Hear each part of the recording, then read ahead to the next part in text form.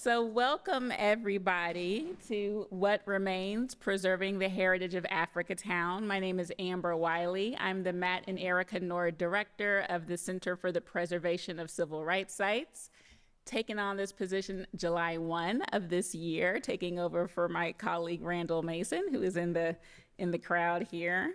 The Center for the Preservation of Civil Rights Sites advances the understanding and sustainable conservation of heritage places, commemorating American civil rights histories and Black heritage. That is our mission.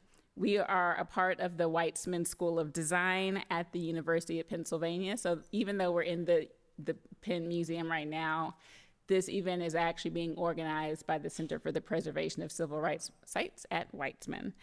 Our work applies to both conventional and unconventional methods of historic preservation to meet the specific needs of a heritage site. And we're committed to training the next generation of underrepresented practitioners and restructure, rethink, and reform the field from the ground up. I'm sure my predecessor, Randy, is like, that sounds familiar, because these are his words, but I'm taking on the groundwork that he laid and moving it forward. When we think about civil rights sites, we're not just talking about the classic civil rights period, 1954 to 1968. We're actually talking about the Black freedom struggle from the 1800s to present day. And so that's something to keep in mind, is that the struggle for civil rights is more than just Brown v. Board. It's more than just the Voting Rights Act. It's abolitionism. It's freedom seekers who are finding their own path to freedom. Like, all of this is a much longer struggle. I don't want to take up too much time because we have a fantastic program with lots of other speakers. But I did want to say a few words about where we are and to be able to welcome some of the other folks who will be talking with us this morning, not this afternoon. So I'll just say right up front that I find the practice of a land acknowledgement pretty performative. I think it's kind of one of those things where you're saying, yes, this land has been unceded, and that's all we really do. But I think that it's important for us to say the Lenape name out loud and understand that we are on their unceded grounds here in the Penn Museum at the University of Pennsylvania. In Pennsylvania, period, in New Jersey, like a much larger region beyond where we are, because this is their ancestral home, and we're going to be talking about ancestral homes today. I'd also like to call attention to the fact that we are situated within multiple institutions, the University of Pennsylvania, as well as the Penn Museum, that have benefited tremendously from European colonization, from the wealth that these institutions hold, to the items within their collections. I would be remiss not to note that as we talk about what remains of Africatown, that we are also sharing space with other remains here in the Penn Museum, those of ancient Egyptian ancestors, those remains that were used to justify systemic or scientific racism, and those of young people who were victims of state violence. It feels wildly traumatic just speaking those points, but they are points of fact indeed. And I'll just say, I grew up loving museums. I still do love museums. I love museums a lot, despite their complicated history. And I can say the same about many things in this world. I'm just gonna say it, I love hip hop. And as a Black woman who loves hip hop, again, like complicated, it's complicated. And I like to think of the James Baldwin quote. We love to quote James these days, Mr. Baldwin, but he said that he loved America more than any other country in the world, and for that reason, he must have the right to criticize it perpetually. And I feel that within the institutions that I embody, I love architecture, I love design, I love museums, I love history. I also feel like it's important to call out the complications. I'm gonna pause there. I had a lot longer spiel about what we're here to do, but we're here to talk about Africatown, and we've got some great folks who can really do that much better than me. So I wanted to bring two people to the stage, one first, and then the next is that, we have Dr. Jackson-Truitt, who is a leading expert in diversity, equity, inclusion, and accessibility, and she is the Chief Diversity Officer here at the Penn Museum. She is their inaugural Chief Diversity Officer. She joined the institution in 2022. She's got over 11 years of experience with leadership roles at the Georgia Institute of Technology. She has worked with relationship building, enhancing new strategic partnerships, and cultivating an inclusive workplace at the Penn Museum. She's got a lot to do. Woo! In her role at Georgia Tech, she provided workshops on creating an inclusive campus culture, implicit bias, best practices for equitable searches, hiring and promotions. She implemented a recruitment and retention program for African American students and diverse students. And Georgia Tech, I'm sure, needed that. And also building professional development for African American staff and their allies. She has a PhD in counseling and student services from the University of Georgia, a master's of social work here from Penn, and a BA in psychology from the University of Delaware. So please help me welcome Dr. Jackson-Truitt.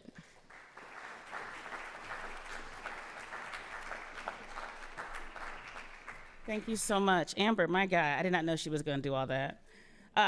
Good morning, good morning. I want to bring you greetings on behalf of the Penn Museum. My name is Tia Jackson-Truitt. I am the inaugural Chief Diversity Officer. I think it's important to name that I'm the first in this institution's long history of being here, trying to build and strengthen relationships with our Philadelphia neighbors and across the region. Also doing some repair work, working with our staff to make this space as inclusive and welcoming as possible for all who enter. And so I just want to welcome you here. I encourage you to experience all that we have to offer, our vast collection, which you'll get a chance to get some tours of later today. But that collection will give you a peek into some ancient worlds where you can kind of apply what you're hearing today kind of to the bigger conversation about cultural heritage. The Penn Museum is in the midst of a sea change of how people interact and interrogate cultural institutions. I am proud of the progress that we are making thus far. Museums are now expected, rightfully so, to engage more deeply with pressing contemporary issues, to confront their colonial legacies, and to engage a more diverse range of audiences, and do that in a way that is intentional and thoughtful and sustainable and scalable. So one example of this work right now that's happening is our Heritage West project, where archaeologists and anthropologists are engaging with members of the historic Black Bottom neighborhood, which is just north of us, to unearth and uncover stories that have not yet been told, that have been buried, literally. And in fact, they are at that site right now, regret not being here, but they're actively involved with community members unearthing those stories. Programs like Heritage West are crucial to our efforts to try to meet this cultural moment. By connecting Penn Museum to the bigger surrounding community, Heritage West is helping to break down some of those literal and social and psychological barriers that have historically separated us from our neighbors. So when I learned about the important work of the scholars of Africatown, Alabama, I was reminded of all the summers I spent driving from Delaware through the South to Opelika, Alabama, where my father was raised. For many years, we toured Tuskegee University and a lot of the Alabama schools and all of the small towns. And I think he was preparing me for an eventual college education there, and that's where I was going until senior year. Alas, you saw where I went. I went to school in the North, maybe breaking his heart in the process. But I consider myself, you know, that Beyonce has a lyric, "My Daddy, Alabama." I say that loud and I say that really proud. And so I'm really excited about the conversation that's happening today. I think it is interesting and iconic and intentional that that conversation happens in this space at this time. And so I welcome you. I hope your experience here is meaningful and thoughtful. I hope it lends itself to deep interrogation of our collection while making connections to the important cultural heritage work that is being featured and highlighted today. So make yourself at home, enjoy your time here, and I hope to see you again really soon. Thank you so much.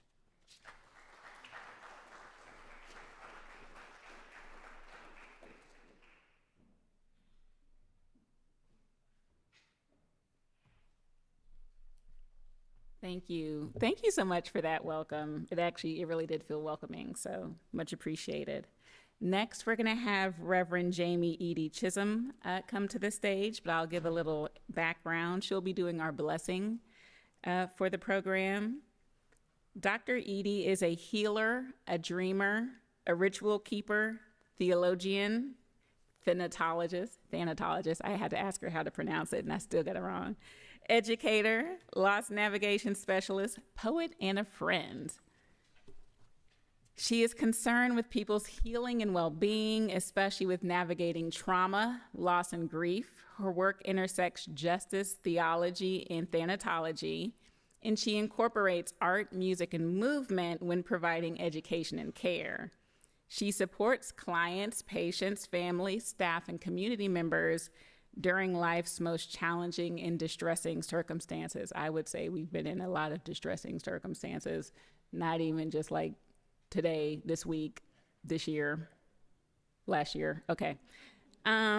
She was a 2015 Princeton University Black Theology and Leadership Institute Fellow. She received her Master of Divinity from the Samuel DeWitt Proctor School of Theology at Virginia Union University.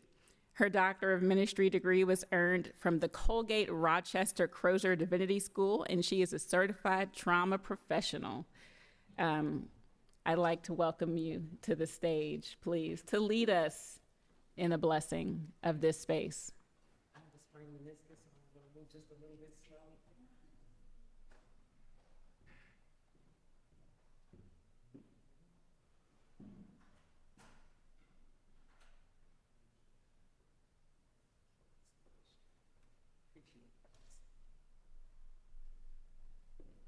Peace, beloveds. Thank you, Dr. Wiley and Dr. Jackson-Truitt, for bringing us to this place and welcoming us and reminding us of why we are here. I don't always like folks to give all of the stuff right on the bio, but my girlfriend calls me the grief whisperer. And so as we are navigating loss and grief, whether it is the death of a loved one or the death of a dream, whether it is the stealing of land or failing to meet what you think are your societal expectations, I come alongside people and I help them navigate that grief. And so as we enter into this space today, I want to lift before us one of our focal points. In what ways can our knowledge of the past help inform our vision for the future? This is not an isolated endeavor, but one that we do as Africans, as people of African descent, and as co-conspirators of justice. I want to invite all of you to take in a deep breath. And as you are breathing, to hold within you the work of justice and the presence and spirit of our ancestors.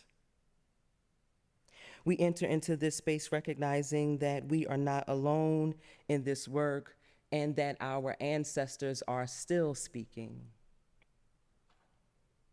So I want to give everybody a moment. Dr. Wiley talked about the power of naming, and she named herself, and Dr. Jackson-Truitt talked about, without saying it, the power of naming, and she named herself. And so I want to give us just one moment to do some naming in this space. There may be an ancestor that you wish to name. I often say I am the granddaughter of Alberta Brown and the cousin of Pauline Bennett, and although they died in 1995 and 1989 respectively, I bring them into every space I enter. And so I want to give you a moment as we take in deep breaths to invite the ancestors that you wish to join us in today's endeavor.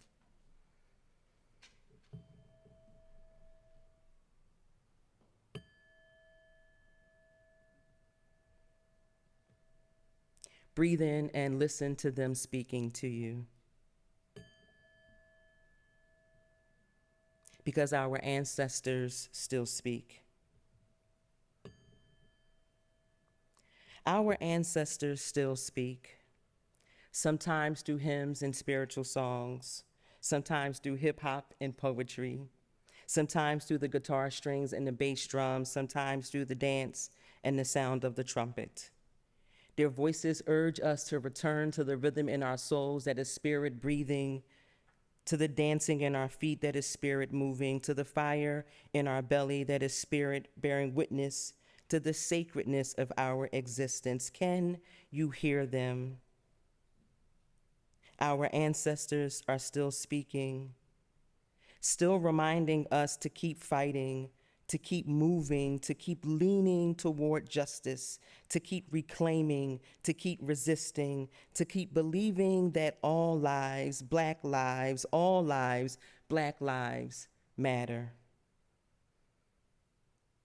We enter into this space recognizing that it will require work, that we do not get to haphazardly journey, that we do not get to mindlessly hope and wish that things will order themselves, but we must be willing to do the work. We must be willing to recollect the memories from the journeys of those who have come before us. We must be willing to re-envision a society that does not negate the humanity of folks who look like me. We must be willing to remove obstacles that impede justice. We must be willing to reconnect to the source of our strength and reclaim the richness of our heritage. Our ancestors are still speaking. Sometimes through hymns and spiritual songs, sometimes through hip hop and poetry, sometimes through the guitar strings and the bass drum, sometimes through the dance and the sound of the trumpet. They continue to remind us that we may have to carry burdens that do not carry our name, because one of our ancestors for us did the same, and we must be willing to carry those burdens and move toward justice beyond Jim and Jane Crow, beyond burning crosses and bombed houses. We must be willing to move the needle toward justice beyond the clubs in Orlando, beyond the sidewalks in Brooklyn, beyond the prisons in Philadelphia, beyond the jails in Waller County, beyond parks in Chicago, beyond cars in Falcon Heights, beyond police wagons in Baltimore. We must be willing to carry these burdens and move the needle toward justice until we all have moved from broken and bloodied and bruised and buried to whole, to healed, to mended, to reclaimed, to restored and resurrected. Our ancestors are still speaking. And so today I invite you to listen as they speak to us through each panel's voice, to listen as they speak to us in the silence, to listen as they speak to us as you might even be activated by the conversation. Allow our ancestors to continue speaking. Don't be discouraged if you feel some tension. Allow the Spirit to move in you and to lean you toward justice. And listen to the voices of our ancestors. Can you hear them? Can you hear them? Our ancestors still speak, sometimes through hymns and spiritual songs, sometimes through hip hop and poetry, sometimes through the guitar strings and the bass drums, sometimes through the dance and the sound of the trumpet. I invite you again to take in a deep breath and to invite the ancestors that you wish to join you on this journey. They may be blood related, they may not. I always name Toni Morrison. She's no kin to me, but she is kin to me. And so I invite you to name and to invite in the ancestors that you wish to join us in today's activities.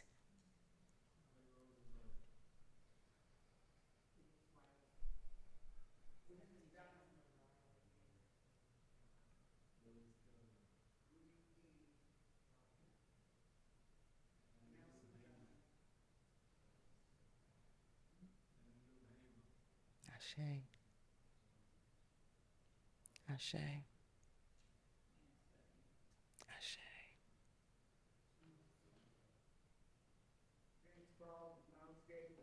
Ashe, ashe, ashe, ashe, ashe,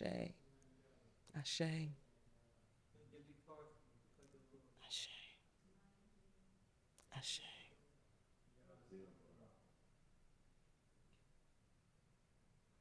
as we prepare to move forward in our day. I invite you to take in another deep breath and then repeat after me. Ashe, Ashe, Ashe-o.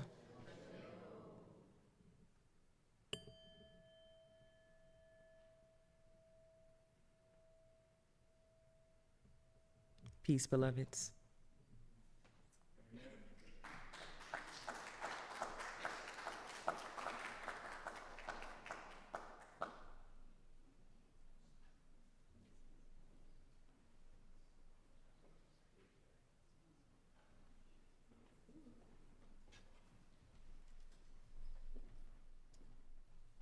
I love this energy. Woo! I feel that. Gosh, I'm tingling. Yes, thank you. Thank you to everyone who has joined us. I guess I'll continue thanking people. I want to bring Dr. Matthew Jordan Miller Kenyatta to the stage. He is the Director of Justice and Belonging Initiatives at the University of Pennsylvania School of Design, Stuart Weitzman School of Design. He's a scholar, artist, advocate, author who works at the intersection of taste, place, and urban change from Afrofuturist and design justice lenses. He is a researcher and lecturer of city and regional planning here at the School of Design, and his teaching focuses on spaces of Black urbanism, in heritage, community-engaged design, and public art and storytelling. He is, the inaugural 21st Century Historic Preservation Leadership Fellow at the U.S. Advisory Council for Historic Preservation. And he also serves as the youngest commissioner of the Philadelphia Art Commission. He is the moderator of our first panel, and so he'll be introducing our panelists and kind of kicking us off. Right. So please welcome Dr. Matt.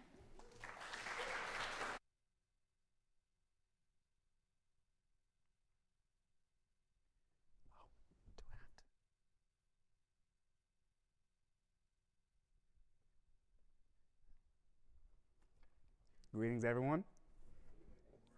Can you hear me? All right, there we go. Wow. Just wanted to express gratitude for all the people who've come up here before me. This is an incredible gathering. I am blessed to be able to help kick off this first conversation, listening to the ancestors, excavating their stories. The Good Reverend brought up before invoking ancestors, and before I bring everyone up, I'd really just like to invoke a couple of ancestors who are speaking to me in specific ways right now. I'm really, first of all, just grateful to be part of this conversation, because although I appreciate Dr. Wiley reading my biography, there's something missing from that, which is I'm a descendant of the Baka tribe of Gabon. And I feel like it's such a privilege to be able to see this story of how a community is bringing forth that legacy in concrete ways. So I'm really grateful to be part of this conversation and to invoke these two ancestors. The first one says right now, there's no greater agony than bearing an untold story inside of you. That's Zora Neale Hurston. The second, who's speaking to me right now, says, particularly when we're talking about our ancestors, she says, this is an intervention, a message from that space in the margin that is a site of creativity and power, that inclusive space where we recover ourselves, where we move in solidarity to erase the category colonized/colonizer, marginality as a site of resistance. Enter that space. Let us meet there. Enter that space. We greet you as liberators. That's bell hooks, choosing the margin as a site of radical openness. So with that being said, I'm incredibly honored to introduce two of the three panelists who are here in the audience today with us. All right. Now, so Dr. Deborah Plant is our first speaker here. Deborah Plant is an African-American literature and Africana studies independent scholar and a literary critic specializing in the life and work of Zora Neale Hurston. She's the editor of Barracoon, which is an amazing piece of work, which many of you I'm sure know about, but and she will talk about. There's a litany of works that she has produced. I will not read them all, but she's the author of Alice Walker, A Woman of Our Times, an editor of many, many works. Excuse me, she holds a BA from Southern University, an MA from Atlanta University, and both her MA and PhD degrees from English and the University of Nebraska at Lincoln. And she was instrumental in the founding of University of South Florida's Department of Africana Studies, where she chaired that department for 5 years, and she's here with us today. So I will invite Dr. Deb Plant up to the stage. Thank you.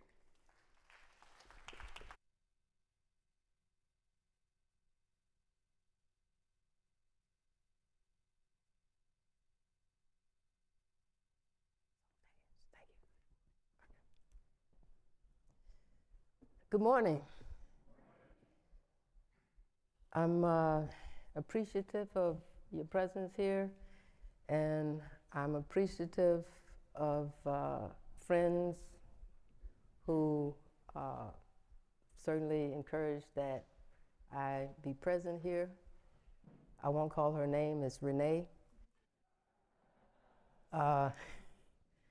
And a special hello to Diane Turner, Dr. Diane Turner.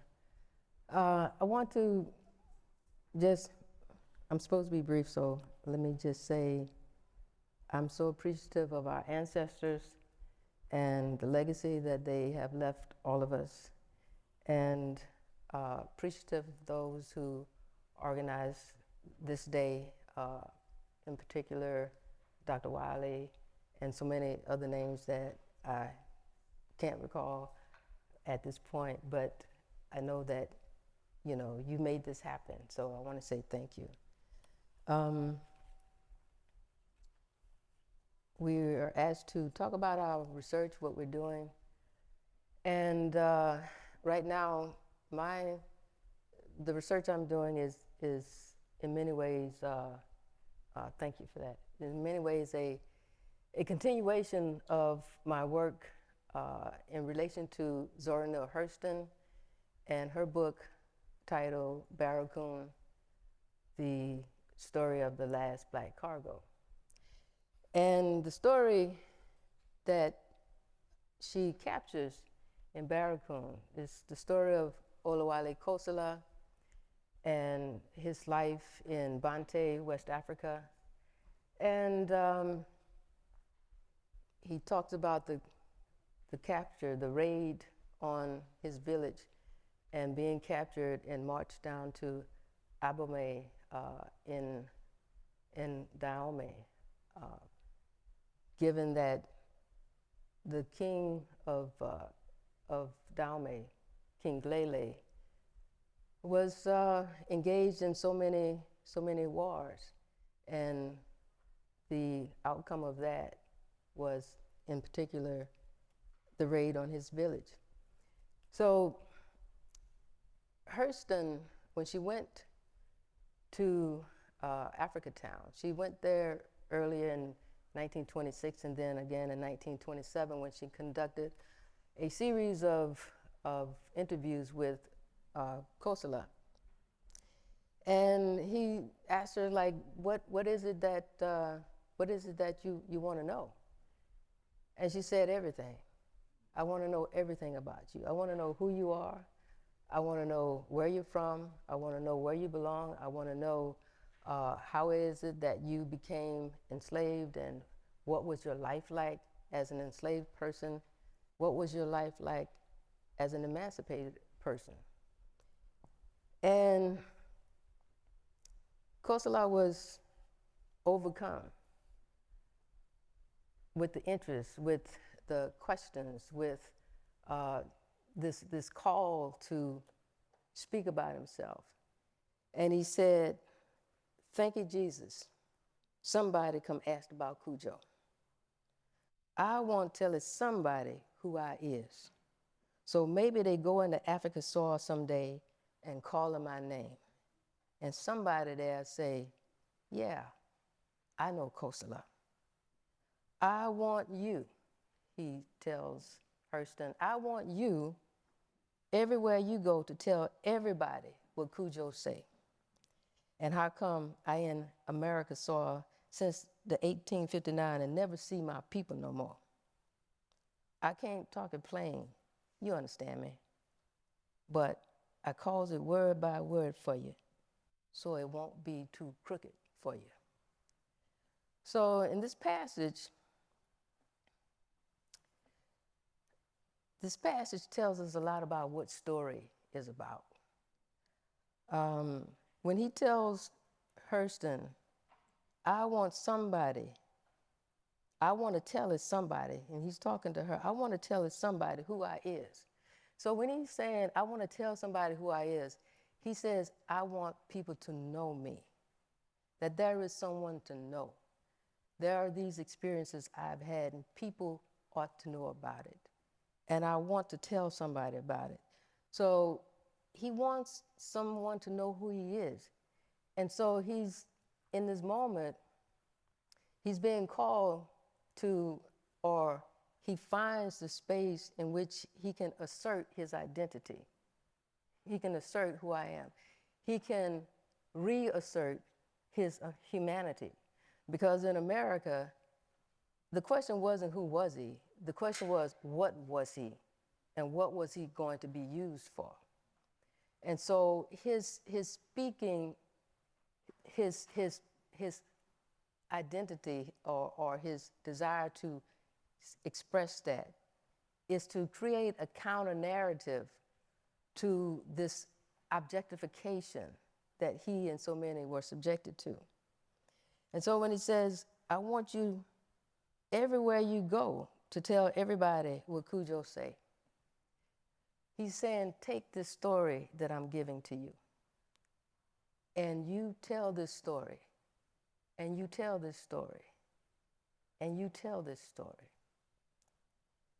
And so this is basically what is going on with Barracoon and this story. And what we get, and what I come to understand, is that a story is just not something someone tells you. It's not just something, it can be something for entertainment, but a lot of stories, many stories, and stories like the story that we have in Barracoon, these stories they have a purpose. They have a mission. And when he transmitted his story to Hurston, he was also basically seeing story or using story as a way to remember. That is, because when he's telling her what happened, he has to remember. And these memories that he had were sometimes very beautiful and sometimes very tragic and very painful. But he was willing to experience that, to transmit this story to her, so that this story could do its work in the world. And part of the work that that story was to do was not only to have him remember who he was, and to have other people be present to who he was, but also to reconnect him to his home, to where he was taken from, a place he never forgot and always longed for. So when he says, I want you everywhere you go to tell everybody, and let them know, because one day they may go back to the African soil, and then they can tell people about me, call my name, and somebody might say, yeah, I know Clotilda. And this has been what has been happening. You know, one of the first things I wanted to do when I learned that I would edit Hurston's manuscript and prepare for publication was I wanted to go to Africatown. And so, you know, that is, like, before I do anything, I have to go and see where he was, see where he lived, see where he breathed.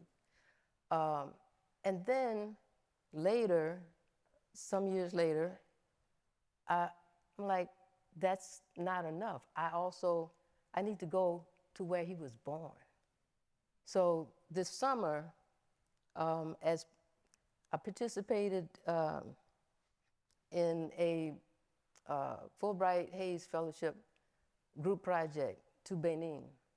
And while I was there, I had the wonderful opportunity to go to Bante and to speak with the king of Bante and to speak with the chief of the village called Banon Village, which is where the actual village where he grew up.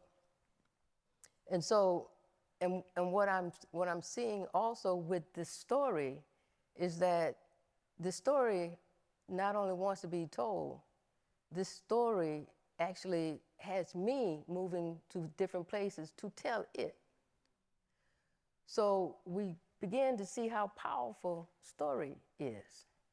And so as I went to Africatown and here before the Union Baptist Church, we see this bust of Kosala, and this bust of Kosala in Bante, West Africa, which some members of the community of Africatown had installed there.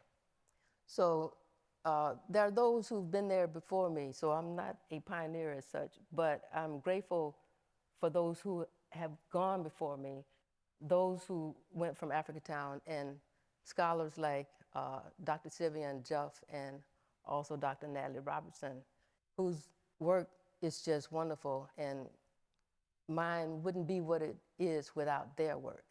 And so I appreciate them and am grateful for them. So here is a close-up of the bus in Bante, and some of the people who assisted me in my efforts to have these conversations, go to these different places, and they were very gracious in what they were doing and assisting. And this is the king of Bante, and you can figure out how to say his name. I'm still learning how to say it. But he was such a beautiful soul. And okay, so I've got to run through this. This is the king of Bante, and he shared with me the story of what happened. They have that in their cultural memory.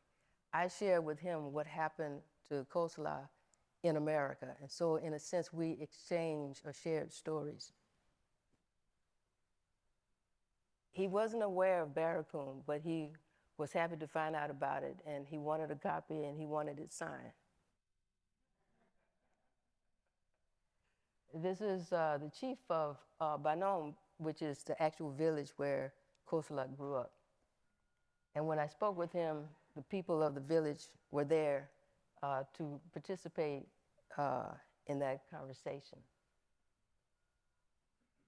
The chief also was happy to receive books, and he wasn't aware either, and he was glad that they would be available to the young people in his community. This is a school that was named in honor of Kosala. And books for that young man was assistant to the mayor and also minister of education, and accepted the books and said he would place them in a library so they could be available to the general population there. And this is just a shot of a display at the bookstore, Notre Dame bookstore in Cotonou, which actually had copies of Barracoon, so I had to take a picture of that. And so what he wanted Hurston to do is also almost the same thing as asking me to do it. And so that's what I've been doing, telling his story everywhere I go, talking with people, sharing these books, and being part of that return. And thank you for your time and attention.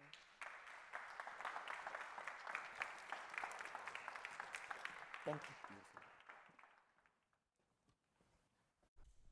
All right, thank you, Dr. Plant. That was incredible. All right, so we have our second speaker here is very different discipline, but also equally committed to this. Oh, okay. Remix. Instead of our second speaker in person, we're having our unfortunately not be able to be present, Dr. Sylviane Diouf, who is who has graciously provided us a short, brief presentation of where she intervened into this story, and I watched it. It's incredible. Just briefly before we play that, just want to explain a little bit about who she is. Excuse me, Dr. Sylviane Diouf is a visiting scholar at the Center for the Study of Slavery and Justice at Brown University. Like Dr. Plant, is also very prolific, has authored and edited 13 books, including Dreams of Africa in Alabama, The Slave Ship, the Clotilda, and The Story of the Last Africans Brought to America, which received the Wesley and Logan Prize of the American Historical Association, and a whole other slew of awards, including one, the Hurston Wright Legacy Award, and just so many other sort of accolades that I could read about her, but I'd love to have her speak about herself and her work through the video that's been provided, and we're running a little bit behind time, so I will get out of the way and let this video play. Thank you. Good morning, I'm Sylviane Diouf, and I'm sorry I cannot be with you today for this wonderful symposium that brings so many voices and talents and stories. Okay, I became aware of the story of the West Africans who were deported on the Clotilda many, many years ago. I think it was 1995. And I read the book, Historic Sketches of the South by Emma Langdon Roche. And it was published in 1914. And I was surprised that no contemporary historian had published a book about that story. So I decided to do research as soon as I finished another book. So in 2001, I went to Howard University to read Zora Neale Hurston's manuscript. And it was, loose pages, some typewritten, other handwritten, some duplicates, rewritten a number of times, etc. But it was so fascinating.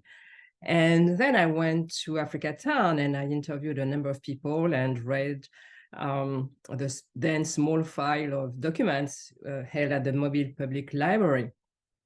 I looked for other primary sources, original documents that had been produced at the time of the event, and I collected close to 500 archival material in a diversity of formats, and the vast majority of which had never been exploited before. I also used over 400 secondary sources, that helped explain and contextualize and interpret the story. And I talked to 19 informants in Benin and Africatown. Of course, having so many sources can be overwhelming, but it's really the only way to tell a detailed story that span over 120 years with as many personal details about the individuals as possible. And that was really my goal, to make all the people I was writing about as alive and multidimensional as possible. Now, the Africans' arrival was immediately known in Mobile and in several states through newspapers. But for about 30 years after their arrival, they were completely ignored, except for a short piece which was published in 1871 by the American Colonization Society. In the meantime, a paper trail was accumulating in the archives, of land sales, marriage and death certificates, naturalization papers, and many, many other items. Now, the Africans really made the news starting in 1890. As I discovered, there was a good reason for that. An article had been published about a man described as the last slaver, and this man had made his last voyage in 1859. So apparently, the sponsor of the Clotilda voyage, Timothy Meher, and the ship captain William Foster were outraged. They were the last slavers. They were obviously proud of it, and they wanted everybody to know. So Foster wrote a detailed log, if you will, of the voyage from start to finish. And there was also a lengthy interview of Timothy Meher. So all this in 1890. And then, jumping on the bandwagon, someone gathered names of the Africans, some descriptions of what he understood were religions in Dahomey. And thereafter, journalists and writers trekked to Africatown to talk to what Booker T. Washington would later call the remnants of the African tribe who used to live a savage life in the bush and spoke the African dialect.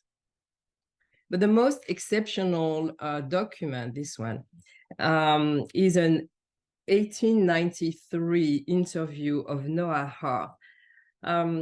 He was an African-American who closely observed the Africans on Meher's plantation, and he described their arrival, their behavior, their relations with African-Americans, and he also gave descriptions of what he observed in terms of rituals, and remembered a word also that enabled me, with the help of my informants in Benin, to find out where some of them came from. What was also very useful was the fact that several shipmates had retained or retook their original names, which then helped establish their origin. Now, among many priceless details from Noah's testimony, we see how the shipmates refused brutality. They stood up to authority, and they were totally unafraid of the consequences. And because they formed a close-knit community, and they spoke their languages, and they continued to adhere to their cultures, they were mocked, and so they kept to themselves. So this is perhaps the first published sketch of a few people. That was in 1894. And what I think is that without Meher's interview and Foster's manuscript, the story would likely have remained unknown for decades, and a lot of precious information would have been lost. I think that, in the end, it's only because of two white men's ego that the ordeal of the Africans became noteworthy. Nobody had cared about them before. For another 20 years, there was little interest in the community until Emma Langdon Roche interviewed and sketched and photographed some people, but not all.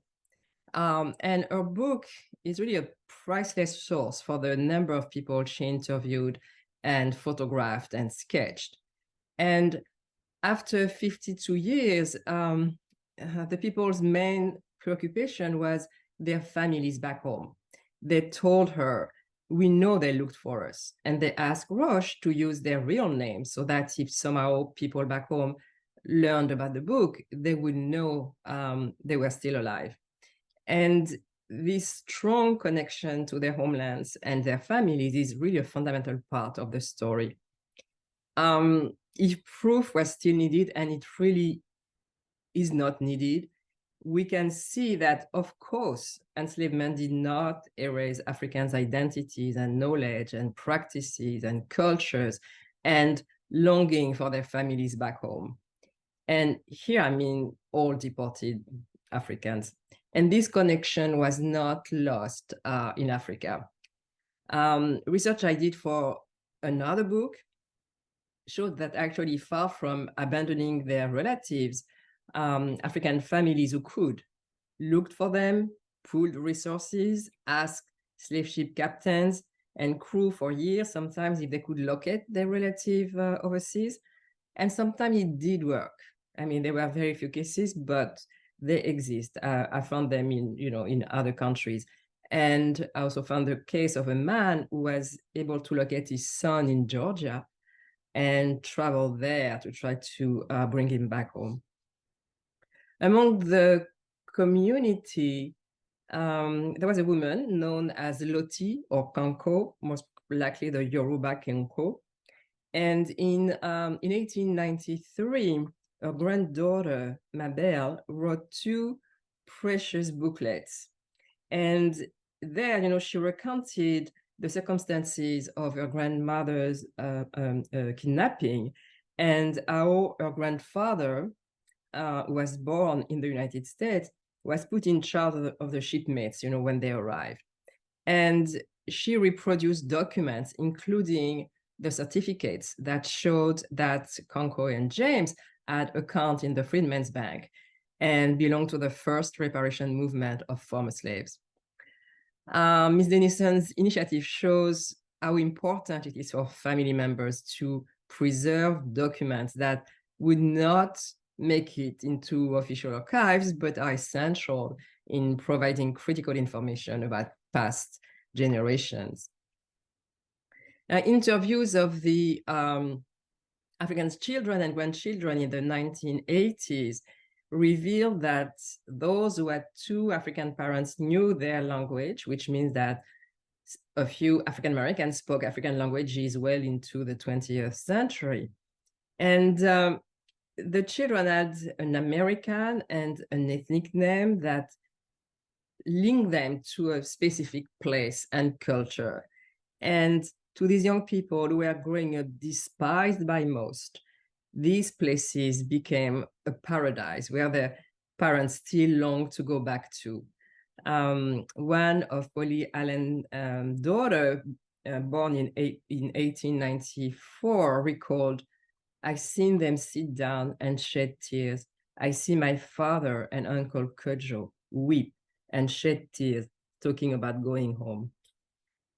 Now, Kojo was presented as the last survivor, but he knew he was not, and so did Zora Neale Hurston.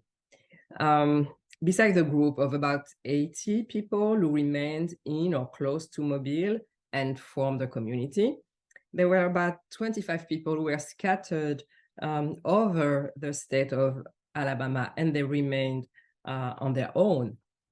Zora Neale Hurston interviewed one of them, Sally Smith, but she kept silent about her, I think because perhaps she was invested in the story of the last survivor, and having several survivors would not make as impactful a story. Sally Smith died in 1936. And then I found still another survivor, Matilda McCreer, who passed away in January 1940. She was 2 when she boarded the Clotilda with her mother and 3 sisters. I spoke to her last living grandson and granddaughter in 2019, and neither had any idea she had arrived on the Clotilda. Now, she and Sally Smith visited Kosola and the place where they all had been held in the swamps. Was Matilda McCreer the last survivor? I don't know, and I don't think it's important. Other Africans may have passed away after her, and there are several thousand people today whose ancestors were on the ship, but they just don't know it. Descendants in Africatown have always known, and this again shows the importance of the community. In African culture, it's really the group that's the most important, not the individual. And the shipmates who founded Africatown acted as a family in conformity with the fundamentals of their culture, and they succeeded as a group. There is not one person that singularly embodies the story of the people deported on the Clotilda. So with an abundance of sources of all sorts, their story is really the best documented of the slave trade, not only to the United States or the Americas, but to anywhere in the world. And it's a story of loss, of strength, and achievement that gives us a glimpse of what millions of Africans went through and of their incredible resilience in the face of a monstrous system. What the people of Africatown and their scattered shipmates let us imagine is what the hopes of these millions of men, women, and children could have been. Osakibi said it simply and eloquently. I go back to Africa every night in my dreams. Thank you.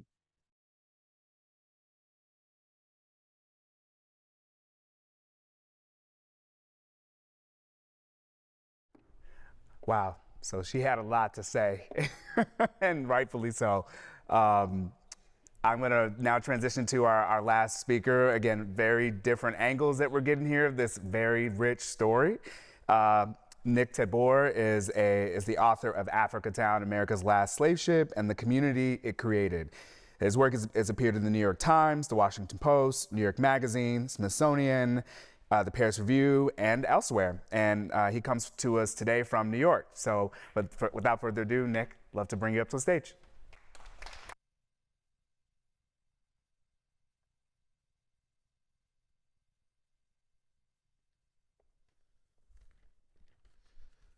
All right. Thanks everybody for coming, and thanks especially to Dr. Wiley and everybody else who made this event possible.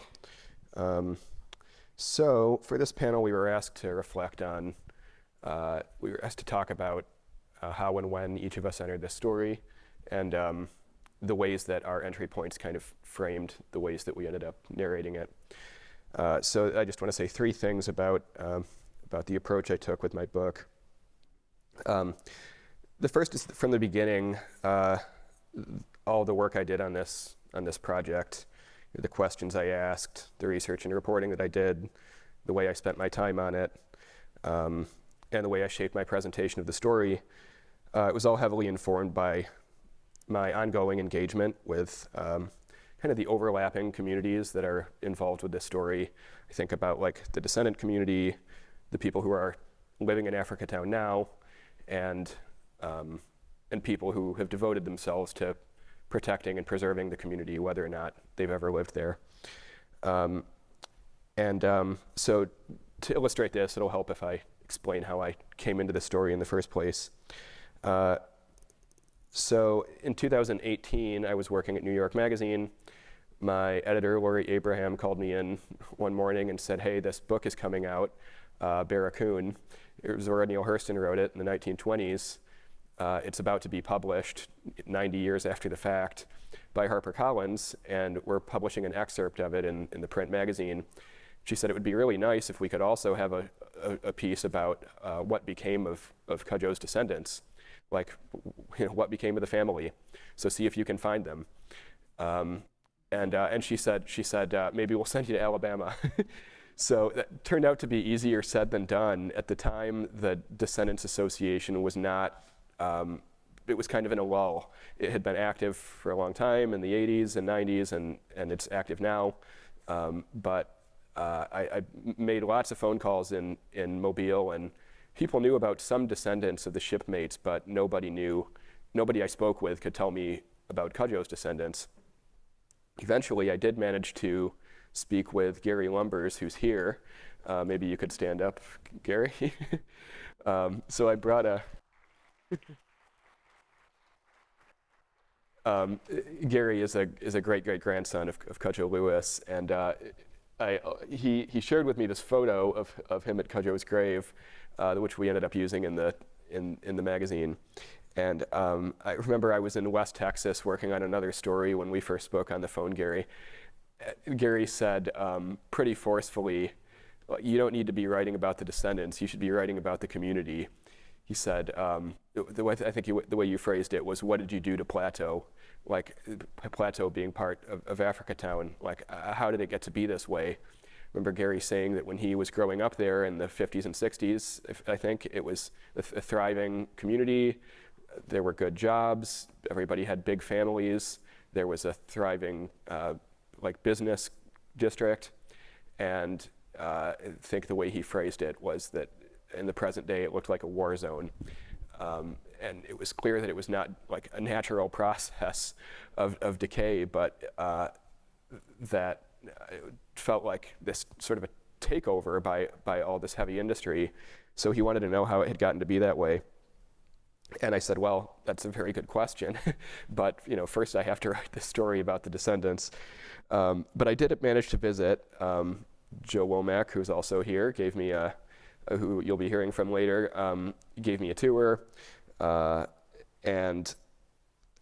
So everything on my initial visit kind of became the blueprint for the book. I happened to be there on a day when a law firm was at Union Baptist Church, at Yorktown Baptist, interviewing people about cancer cases and their families because they were suing the paper companies on the grounds that they had that their pollution had caused all these cancer cases.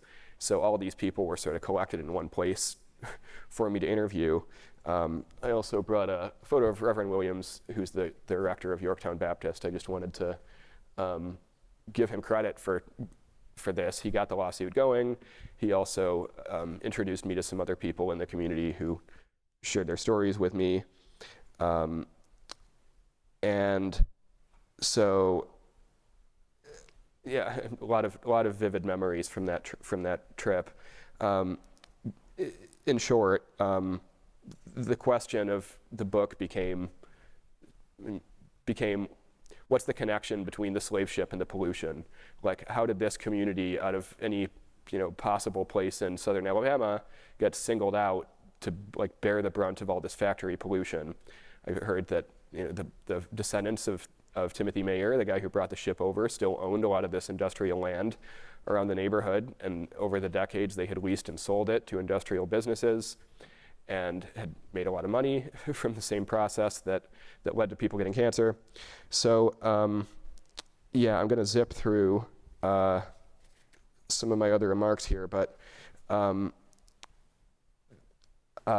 my engagement with, so that visit, as I said, kind of became the blueprint. And then I moved down in 2019. Continuing conversations with people in these communities shaped the way I wrote the book. Joycelyn Davis, who's also going to be on stage later, had a lot of questions about King Lele and the Kingdom of Dahomey. And I thought, it really would be worth spending some time on that in my research and some devoting some space to it in the book. I heard people in the community were always talking about the business corridor and all of the businesses that used to be there. I managed to speak with this woman, Genevieve Hubbard, whose late husband, Eaddy Hubbard, operated one of the grocery stores there.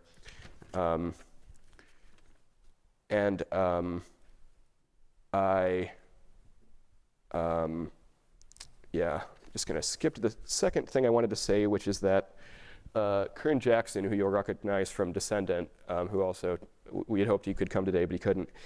Early on, I remember the first time I spoke with him, he referred to the mythical bet that led to Timothy Mayer launching this expedition. And as I say, I was very early in my research. I was just writing the book proposal, but this kind of caught me off guard because up to that point, I had just treated these stories with more credence, especially the stories of how the expedition was carried out. And so after that, I became sort of elevated me to a new level of skepticism, I guess, about the sources that I was dealing with. A historian always has to be skeptical, always has to read against the grain of the sources. But I do think there are different levels of trustworthiness, and when you're dealing with archives, if you're trying to reconstruct something like the Battle of Gettysburg, you can do that pretty accurately because we do have like voluminous sources that tell us what happened there. With the Clotilda voyage, it's different. So Dr. Diouf talked about primary sources that she used, and we do have good ones about the experiences of the shipmates, and we have things like the ship registration and the cargo list. But the first time anybody told this story comprehensively was in 1890, 30 years after that voyage happened. And as she said, that was Timothy Mayer and William Foster. This happened in a period of when the lost cause narrative was sort of being developed in the South. The first convention of Confederate veterans happened the year before Timothy Mayer gave that long interview. So all of these conditions were shaping the ways that they told the story. And Kern talks in the film about how he says that he likes it when everything is just kind of regarded as a big lie. And it's sort of like it's myth making all the way down. And I just wanted to say that I think his approach did inform the way I approached this book, but I don't think that it's incompatible with a forensic, sort of rigorous approach that a journalist or a historian would take, because the more that you know about the conditions under which these sources emerged, the times at which these stories were told, the better you can understand how the story evolved over time and the different purposes it served. Just one final thing I want to say very quickly is that we tend to imagine that this story was suppressed for many years, and I want to contend that that's not really the case. Timothy Mayer and Bill Foster both talked about it, before they died. This is a mural that was made as part of the Works Progress Administration in the 1930s. It was at Mobile City Hall. So that doesn't look like suppressing the story to me. They were proud of it because they saw it as an illustration of white supremacy, and the Mayer family continued to be proud of the story.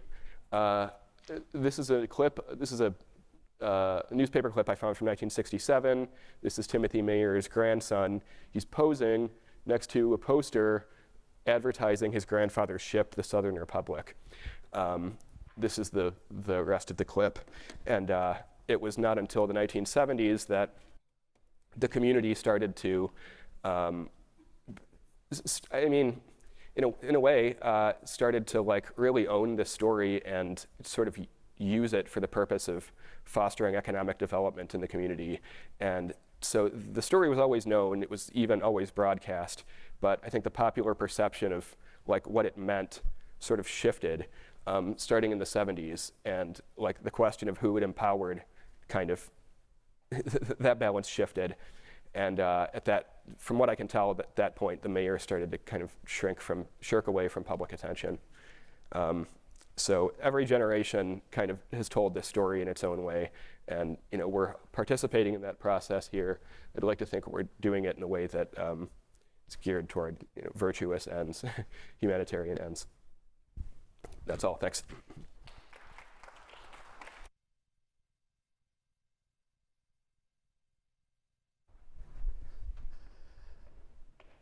So at this time, we're going to ask both of our current panelists to come up to the stage. And as you do that, I'll just read the sort of intention of this conversation a little bit. I actually skipped that over before I came up here.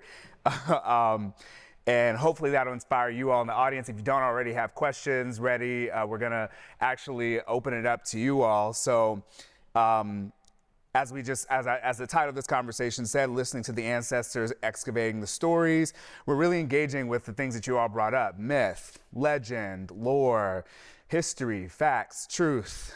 These terms are often deployed in the process of telling and retelling, searching and excavating the archives for this history of Africatown and the Clotilda. So we want this conversation hopefully to be an opportunity to discuss the art and science of storytelling, the process of discovery, the convergences, the divisions, the contradictions, and what do we do with that space in between? So all of us are coming from varying sort of ranges of academic and professional fields, from history to literary criticism, journalism, and design. So with that being said, I'd love to invite you both up to the stage with me and open it up to you all to engage with us about what stands out to you about these processes. So, and do they tell us how to turn it on? Okay, yeah. Testing. Okay, they're on. All right, cool. Are you in the middle? You in the Yes, middle? that's mine. It's working. The audio, yeah.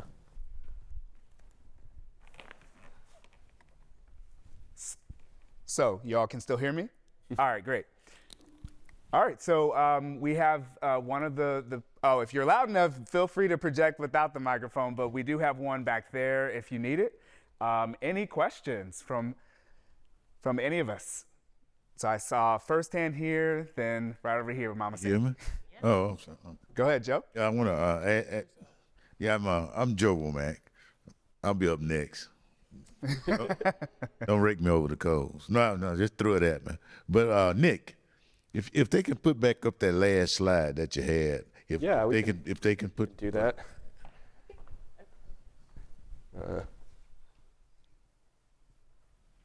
Okay, I'm gonna need some help with that. Yeah. They'll pull it up. This is the newspaper clip? No, yeah. You know, if you can, I don't know if they can read that. There's a couple of interesting things there that the mayor said, and of course I believe he was at that time he was in the largest building in Mobile, overlooking the entire. That's where his office was, overlooking the entire city. The first skyscraper, like Mobile really needed one. Yeah, and he was asked a couple of questions about the folks living in Africatown and the fact that they didn't need water and sewer. And what was his answers there? I don't know if the audience can see it. Yeah, I mean, he pretty much said, like, these people are animals and they can just go back to African tribal life. And he was upset that he was being assessed like fees to install sewage and plumbing in the neighborhood. This was 1967. The community still didn't have those amenities. And he was having a fit about it, and he ended up relocating some of his rental properties to a different place that was still underdeveloped, so he could avoid paying those fees. Yeah, he was saying that they didn't need water because they didn't take baths. Right. They didn't need refrigerators because they didn't know what to do with it. They just put the dog food in. Right. That was the lead up over here. Yes. Water and sewer. Yeah, he was against the community joining Mobile because the rent on his house. Well, the property taxes would go up, and he owned a lot of property in Africatown, and so he was against them becoming part of the city of Mobile because he didn't want his property taxes to go up. Right. So he eventually started booting people out, and I'll talk about that when I talk. Hi, my question is for Matt in terms of documenting or putting a pin as to when the story started to be told. I think you said 1890 is when and I just wanted to challenge that just as a folklorist, in that we look at, for the academics, we look at when the story is noted from the massive narrative. I think those people were telling those stories on those ships and the time that they landed. So in terms of what story are we noting as being told at the time, and was it originated for the masses to understand the narrative and shape it?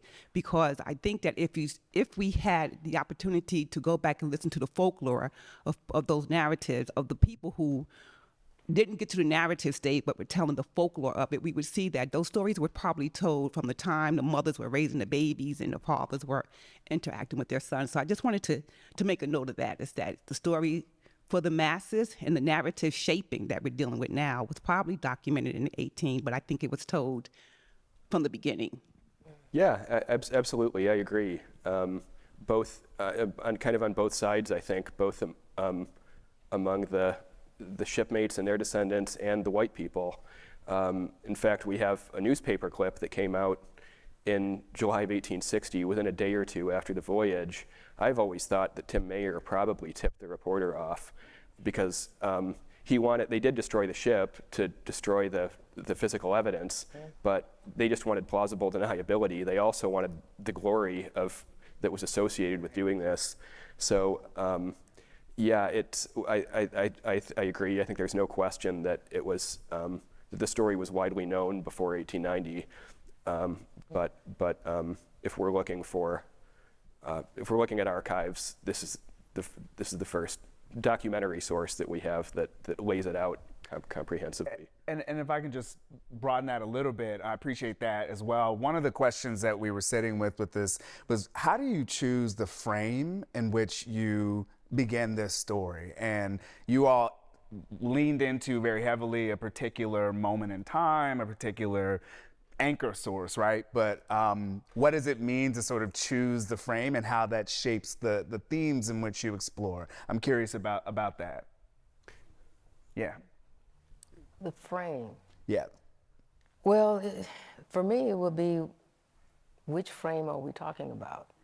Because I'm seeing through several lenses. I look at this story through Hurston's eyes, and then through her eyes, through Clotilda's eyes.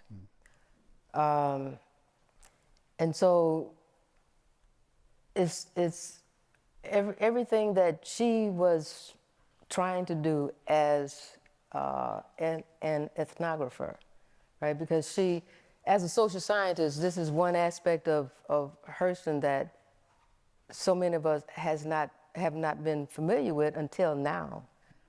We knew her mainly as, the genius writer of Their Eyes Were Watching God. Yeah. But not so much as a social scientist, and she was a radical activist social scientist. And so the frame, if you will, and I think this also continues to be my frame, and I think that we see Clotilda's frame within this is the documentation, the celebration, the sharing of the fact, the reality of the humanity of African peoples. And so this is always the larger thing for Hurston. Yeah. And everything she did, every story she collected, every song, every sermon, all of this was a counter-narrative to this whole business of scientific racism. Right. And everything that is about. And that also continues to be my frame. Mm. And we see that we have to learn how the reality of Black humanity is almost always under assault. And so we have to look at how it is that we go about addressing that. And as Clotilda would have us be present to maintain our identity as human beings. Yeah. To assert and reassert and live the fact of our human lives. The dignity of it all. Yes. Yeah. Are there other questions out there? I can keep diving deeper on that because that was beautiful. Yeah. Yep, go ahead. This question is for Deborah. Yes. I know you've done a lot of research related to the Middle Passage and your current research. And what you did with Veracruz, I really appreciate that, and thank you for that. And you talk about the humanity, and we had a lot of talks about that. But after doing this book, how did it impact you as an African American woman and scholar? His story. Well, it sent me to Benin. Yeah. This is the impact. And it had me just, I don't know, to be grateful and humble about the heritage that we have, this very rich heritage. And I mean, this work is, as I think, to use your own title, fuel for the soul, right? It's food for the soul. So it's like just appreciating the genius of people in general, of course, but given the kind of tragedies that have been visited upon people of Africa, of African descent in the United States, is also to recognize and appreciate that genius. When we talk about making a way out of no way, and what we know about the 110 who came over, they came with nothing on their backs, right? The clothes were taken. And so in terms of material wealth, there was none of that. And so, but where did that town come from? Where did Africatown come from? Where did this rich legacy come from? And then we begin to understand something about African spirituality, African genius, African ingenuity. And then we begin to see what it is that makes a human being, what it is that makes a society. And so it's just, it has me to keep doing what I'm doing, Dr. Turner, and see how I can apply that in other areas of my research in terms of other things that I'm working on now, a certain book and all of that. But that's what it has me do. Yeah. I love that humble brag, other things. I don't want to stray from what the topic. Yeah, no, I get your drift. I got you. So it's a foundation for you. It's restorative. How about you, Nick? How did the sort of process? I love that question of how it affected you as a storyteller. Yeah. Well, ordinarily in journalism, you try to draw. Even though I've worked in magazines for a while, and you're not quite as straitjacketed in terms of like expressing opinions. I come from newspaper background, and you try to draw a kind of a stark line between, like, in a way, professional and personal relationships. You don't get involved in the story that you're telling. You don't try to influence it in any way. But for sure, in this case, part of how I approached this thing was thinking about what the community needed. And I opened the book with this passage from Saidiya Hartman's book, Lose Your Mother, about how she says, to what end does one conjure the ghosts of slavery, if not to incite hopes of transforming the present? I think that's how it goes. So yeah, I was thinking about the resources that would help the people who are currently trying to save the neighborhood, and I do feel like a deep personal commitment to this place now and to these people joining us in this room. I think I'm going to be. A person said to me earlier this year, you're going to be talking about Africatown for the rest of your life. Yeah, that's probably true. Yeah. That's true. I think we may have time for one more, but there's any burning questions out there. Oh man, okay. I opened the floodgates. You all better stay for these questions later. All right. I saw the brother here with the dope outfit. And then, yeah. Thank you for picking me.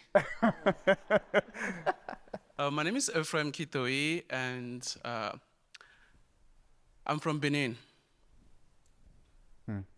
I studied African American history in Benin. I did my master's, and I've always been interested in what happened to people who left Benin.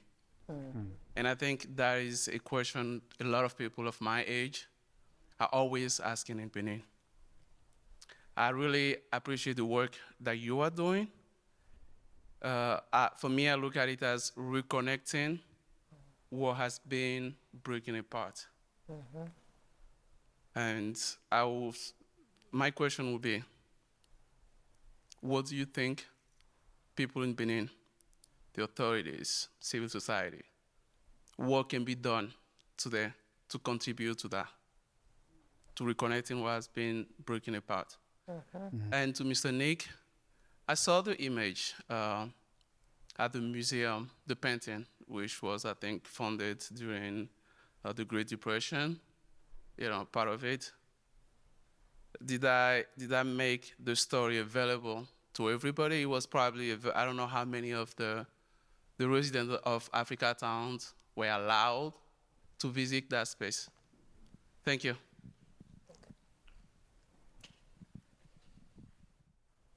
So what can we do to nourish this energy of reconnectivity?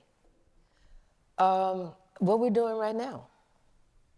You're here, I was there, and so we have these conversations and these dialogues. When I was in Benin, part of the work I was doing there was talking to people. I gave a talk at the American Embassy, and it was like about 80, 90 people, and about Africatown. They wanted to know. So it's like when you find this desire to know, then you want to respond to that. You want to open to that, be available for that. The people who were working with me, I had conversations with them this morning at 6 a.m. I wasn't trying to do that, but because in New York at Purchase College, there is a conference that brings together those who went to Benin this summer to share that with the community, their experiences. So this is another way that we make these connections and reconnections. It's about these stories. It's about oral, the verbal stories, and also the written stories. When I left a set of Hurston's, a complete set of her works at the embassy, they had no books on Hurston. And also at the, you may very well know, the Museum of the Zensu Foundation in Ouida. So I left complete set of her books there. So, and people are interested. When people are interested, you want to respond to that. People, do you have books? Do you have another book? I went to this bookstore to buy some more books for them, right? Because I'm like, they're interested, they want to know. And so participating in programs that allow us to have these to be present to one another and be open to listening and learning from one another and being willing to have these conversations and sometimes have difficult conversations. Yeah. Because I think something in terms of stories and whatnot, it asks something like, what do we do about the divisions and the empty spaces and whatnot? I think we want to fill them with good intention and respect and love and the possibility of harmony with one another. We fill it with that, and we continue to make these connections and honor them, and when we can, if we can travel there, then we go there. Or when we have the presence of others here, then we want to be available to that and because it's that circle. Yeah. Things come full circle. And so I think the main thing is open, honest, authentic conversation that's respectful and reciprocal. I wish that we could invite more conversation, but we are at the end of our time for this conversation. I want to briefly sort of end with another invocation from our ancestor Zora Neale Hurston, who briefly, did you have something you want to add to this? Like we can discuss this later. Okay. All right. She said, truth is a letter from courage. And I really appreciate you both for holding space for truth. I hope it inspires you all to be courageous as we continue this conversation and other iterations and explore what the implications are for the built environment of Africatown. So thank you both so much, and thank you all. Thank you. Thank you. Thank you so much for this convo. Thank you so much for your presentations, your work, and your research. We're going to take 5. We're just going to take 5. So a 5-minute break, breather, get our next panelist some time to warm up a little bit.